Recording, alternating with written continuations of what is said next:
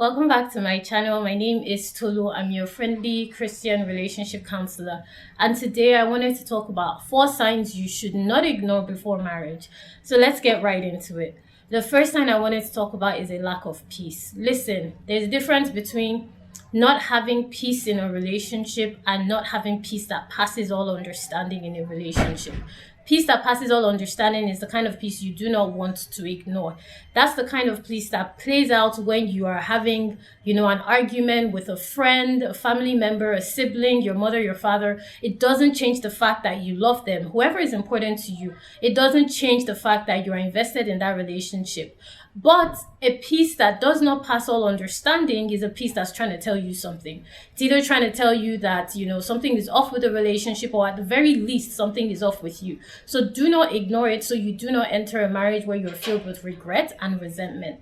The second area you do not want to ignore is if there is the lack of alignment in spiritual, emotional, and physical values. If you're a wife-in-waiting sister, if you're a dating to marry client, you are well aware of this threefold process that I like to re-emphasize again and again, and even on this YouTube channel, because spiritually speaking, you have to be clear on what values are important to you. Emotionally speaking, you have to be clear on what exactly are you looking for in a partner, what complements you. Is it kindness? Is it love, trust? Whatever it is, you want to put some substance in there so that you can communicate it effectively to your partner. Physically, what are the attributes you desire in a spouse? There are plenty of marriages where there is physical attraction. It doesn't mean you expected to be attracted to your partner in that way, but it does happen and it is important. You don't want to enter a marriage where you think attraction will grow. No. It's very important that you enter a committed relationship with the spiritual, emotional, and physical values in alignment and well aware of what that looks like for you. Now, the third area is a man that doesn't support your visions and your dreams. Scripture says your young men will have visions, your old men will dream dreams. What is his vision? How do you play into that? What are your visions? How does he play into that? How has he responded to it? How has he supported you? How are you going to support him?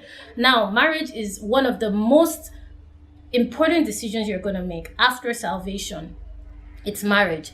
That's the way I see it. And if you are planning and intend on getting married, it's definitely up there in your priority list. So you do not want to be with somebody that doesn't support your visions, because that is going to affect the way you are going to run your home. You're going to experience marriage. You're going to experience motherhood. You're going to experience partnership.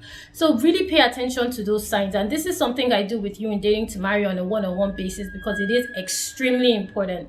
The final point I want to make is you want to make sure that there is trust and transparency in the relationship.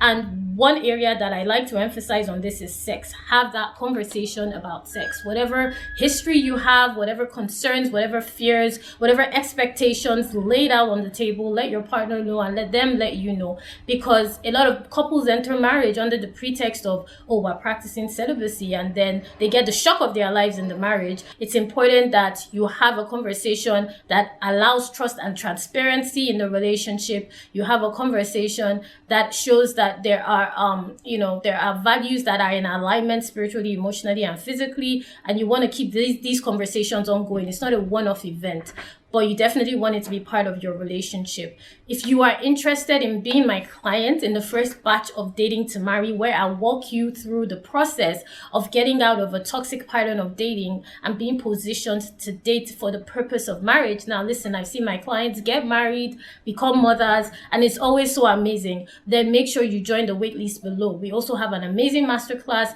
that is going to be shared shortly, and I don't want you to miss it. So join the waitlist for Dating to Marry below. If you also want to become a wife-in-waiting sister and be part of a global community of awesome sisters that are saved, smart, and ready and intent on getting married God's way, then make sure you click the link below and join us as well. Until next time, don't forget to like, share, comment, and subscribe. Bye.